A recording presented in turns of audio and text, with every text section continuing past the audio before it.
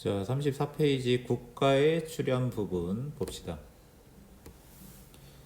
자, 저번 시간에 얘기했듯이 청동기 시대가 시작이 되면 국가가 출현하게 돼요. 이런 청동기 시대의 사회 변화, 사회가 분화되고 계급이 생겨버리기 때문에 당연히 이것은 국가의 출현으로 이어질 수밖에 없어.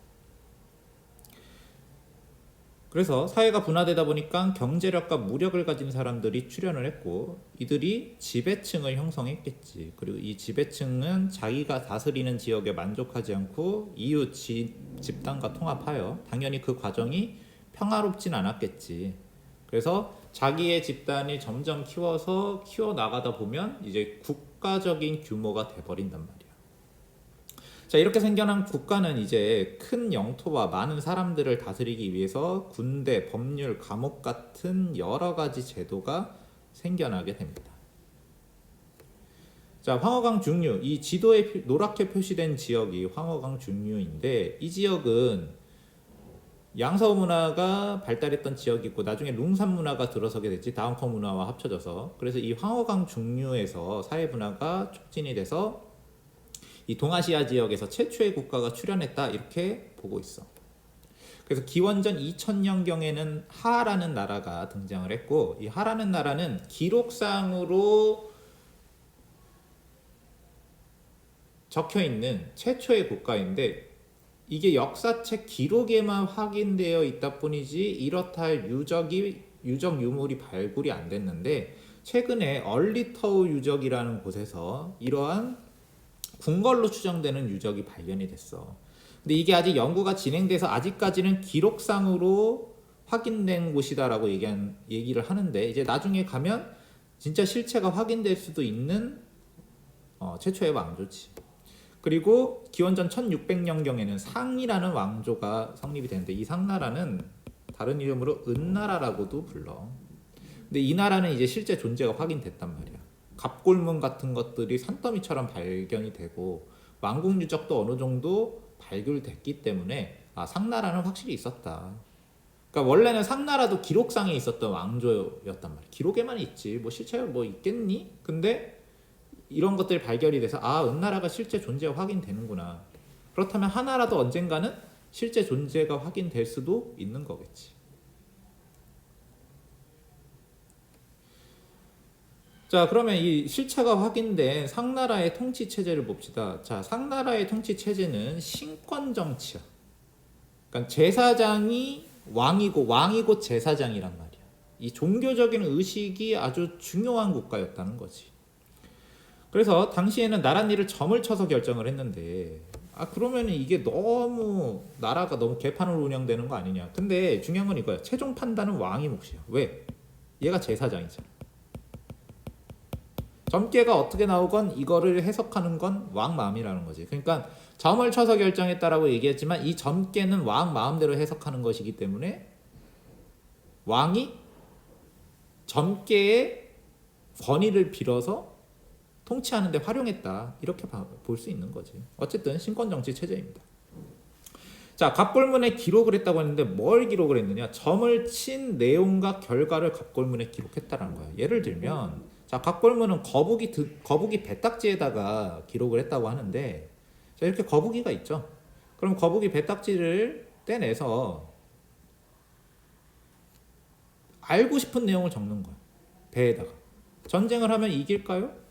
질까요? 질문을 적어라. 그렇게 한 다음에 점은 어떻게 치냐면 이 배딱지에다가 불을 확 일으킨단 말이야. 그래, 불에 태우면 얘가 쪼개지잖아. 이 쪼개진 모양을 보고 왕이 점을 친다는 거지. 쪼개진 모양을 보니까 점괘가 좋아서 전쟁을 하면 이기겠다. 아니면 모양이 안 좋게 나오면 전쟁을 하면 지겠다. 그래서 나중에 이 점괘대로 해보고 그 결과까지 기록을 하는 거야. 이긴다는 결과가 나왔어. 이긴다는 점괘가 나왔고 진짜 싸웠더니 정말로 이겼다. 이런 식으로 갑골문에다가 기록을 하는 거지. 이게 상나라의 갑골문입니다. 그래서 이 상나라의 갑골문은 이 갑골문자는 지금의 한자의 기초가 되는 거죠. 이 갑골문이 나중에 변형이 돼서 지금 중국인들이 쓰고 있는, 우리도 많이 사용하고 있는 한자가 만들어지게 되는 거지. 그래서 상나라 하면 갑골문 매우 중요합니다. 자, 그 다음에 상나라의 신권정치를 좀 더 알아보자면, 자, 상나라는 아까 얘기했듯이 신권정치 체제였기 때문에 제사가 국가적으로 매우 중요했다. 근데 이거는 이후에 동아시아 국가들은 계속 제사를 중시 여기지. 특히 여기는 이제 그냥 제사 자체가 중요한 게 문제가 아니고 이 제사를 통해서 국가적인 일까지, 국가적으로 아주 중요한 일까지 결정했기 때문에 중요했다고 얘기하는데, 자, 그렇기 때문에 제사는 1년 내내 진행이 되었고 왕의 권위는 당연히 제사에 쓰이는 물품으로 상징이 되지. 왜? 왕이 뭐였으니까. 상나라 때는 제사장이었으니까. 그리고 이때의 흔적이 남아서 동아시아 국가들도 계속 제사 도구들을 중요하게 여겼다는 거야. 예를 들면 이게 청동 솥이라고 부르는데 이거를 정이라고 불러. 근데 중국이 9개의 주로 나뉘어져 있다라고 얘기하는데 그 9개의 주에서 청동을 모아서 정을 만든 이 구정이라는 것이 뭐 왕의 상징 뭐 이런 식으로 얘기했단 말이야. 그러니까 당시에 제사 도구가 얼마나 중요했는지 우리가 알 수 있는 거죠. 자, 이랬던 상도 멸망하게 됩니다. 자, 주위 소국을 복종시키면서 세력을 확대했어. 갑골 거북이 배딱지를 쪼개가면서 점을 쳐가면서 이 소국이랑 싸우면 이길까요? 이런 거 점 쳐서 계속 영역을 확장했단 말이야. 자, 그래서 세력을 확대했는데, 자, 소국 중 하나였던 다른 나라, 이제 주나라가 소국들을 규합하게 됩니다. 이 주나라가 상나라를 공격해서 멸망시키고 중원 지역을 지배하게 돼. 그러니까 이 중원 지방에는 상나라와 소국들이 존재하고 그 바깥에는 다른 민족들이 존재하고 있었단 말이에요. 이게 당시 상나라 사람들이 생각했던 세상이란 말이지. 가장 중심에 자기 나라가 있고 그 주위에 자기의 똘마니들이 있고 또 바깥으로 나가면 이민족들이 존재하고 있어. 자, 근데 이 소국들 중에 주나라라는 나라가 있었는데 이 나라가 상나라의 불만을 가지고 있었던 소국들을 규합해서 상을 멸망시키고 중원 지역을 차지하게 되는 거지. 그래서 상나라에서 주나라로 교체됐다 이렇게 얘기하는 겁니다. 그러니까 주나라는 상나라에 속해 있었던 소국 출신이었던 거죠. 근데 얘가 군대를 일으켜서 상나라의 자리를 뺏었다 이렇게 볼 수도 있겠죠. 그래서 하나라, 상나라, 주나라 이 나라들을 대충 정리를 하자면, 자, 하나라는 기원전 2000년경에 만들어진 국가로 추정이 되고 역사서에서 확인이 돼. 얼리터우 문화라는 유적이 발굴이 되면서 역사서뿐만 아니고 실제 유적 유물로 확인되는 나라다라고 나올 수도 있어. 그렇게 바뀔 수도 있어 나중에. 하지만 지금은 아직은 그냥 역사서로 확인이 된다 이렇게 얘기를 하고 있고, 자, 상나라는 기원전 1600년경에 나온 나라고 갑골문자 사용했고, 또 하나 중요한 게 신정정치 이런 나라였고, 자, 주나라는 기원전 11세기경에 상을 멸망시키고 중원 지역을 지배하게 됩니다. 자, 그럼 당연히 이제는 주나라에 대해서 알아보겠지. 자, 주나라는 뭐가 중요하냐면 봉건제가 매우 중요한데 이 봉건제를 이해하는 게 주나라를 이해하는 데 있어서 굉장히 중요합니다. 그래서 좀 더 얘기를 해보자면, 자, 상나라와 주나라의 통치 방식의 차이가 뭐냐? 똑같이 중원을 차지한 나라인데, 자, 상나라는 아까 얘기했듯이 종교적 권위에 의존해서 왕권을 강화했단 말이에요. 점을 쳐서 하늘의 뜻이 나에게 왔고 내가 그걸 하늘의 뜻을 해석할 수 있는 사람은 나밖에 없어 이런 식으로 나오는 게 상나라란 말이에요. 자, 주나라는 혈연관계를 기초로 하는 봉건제를 실시했다. 그러니까 신권 정치를 기초로 국가를 운영했던 상나라와 혈연관계를 기초로 한 봉건제를 실시한, 봉건제를 가지고 통치했던 주나라는 약간 통치 방식이 다르지. 물론 유사한 점도 있어. 주나라도 하늘의 권위를 어쨌든 빌려와야 된단 말이에요. 뭐 천명사상 이런 것들은 존재합니다. 자, 그래서 아까 얘기했듯이 이 드넓은 중원을 당시에 굉장히 영토가 넓잖아. 우리나라 지금 이만한데 지금 우리나라보다 어쨌든 몇 배나 큰 지역, 현재 중국보다는 작지만 어쨌든 이 더 넓은 지역을 옛날에 교통과 통신도 발달하지 않았는데 혼자서 다스릴 수 없으니까 주나라는 이 봉건제를 실시하게 돼. 자, 봉건제의 구조는 어떻게 됐냐? 중앙의 중요한 지역은 왕이 다스리고 주나라 왕이 다스리고, 자, 주변 지역 여기를 다 통제할 수 없으니까 믿을 만한 사람들을 제후로 보내서 야 네가 통치해 이렇게 했단 말이야. 그러면 제후로 보내는 사람들은 믿을 만한 사람이어야 되니까 어떤 사람들이겠어? 가족을 보내겠지. 왕의 가족을 보낸단 말이야. 그리고 가족이 아닌데 믿을 수 있는 사람, 이 주나라를 세우는데 상나라를 물리치고 주나라가 들어서는데 도움을 줬던 공신들을 제후로 보내서, 주변 지역에 제후로 보내서 이 중원 지역을 다스리려고 했다. 이게 주나라의 봉건제다라고 얘기할 수 있죠. 그래서 자, 봉건제는 왕이 제후에게 토지와 백성을 하사합니다. 자, 제후는 어떤 사람이라고 그랬어? 왕의 가족이거나 공신들이지. 자, 이들에게 토지와 백성을 하사합니다. 그럼 제후는 왕에게 뭘 줘야 되냐? 자, 왕에게 군역과 공납의 의무를 가지고 있어.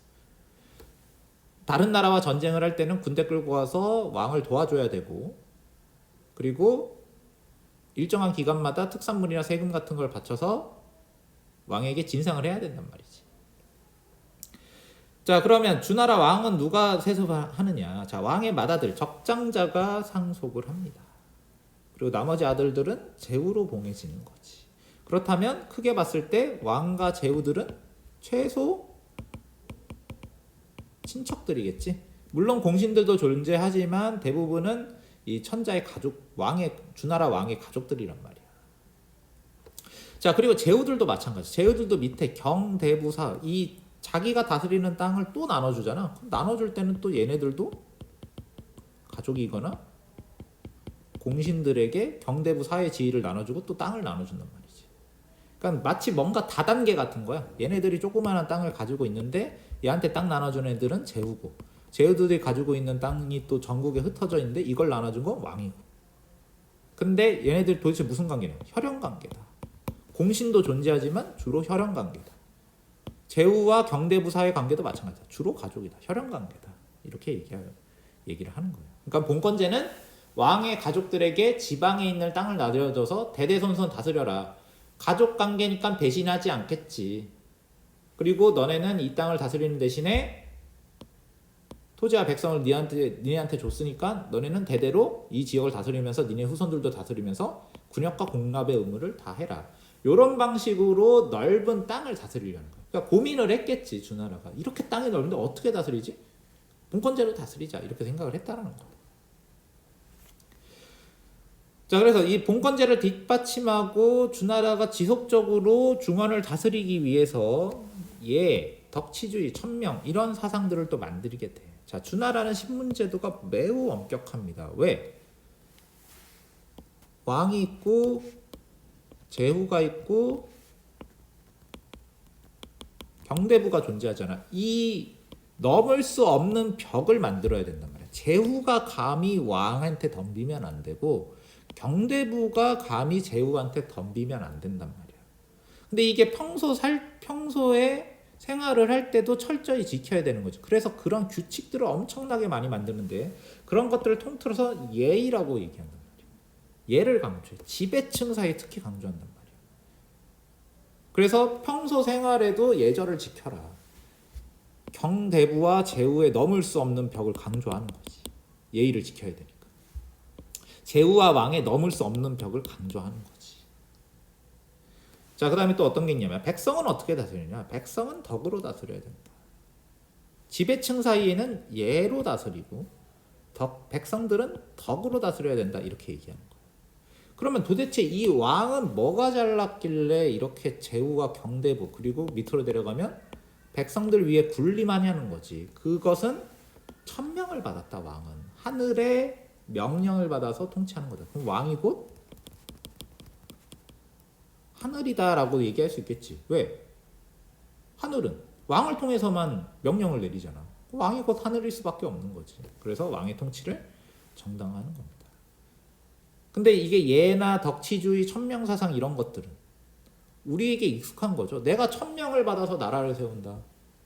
예절을 지켜야 된다. 백성들은 덕을 다스리자. 이것은 그 이후의 동아시아 국가들, 특히 중국, 우리나라 같은 나라들에는 아주 큰 영향을 줬단 말이야.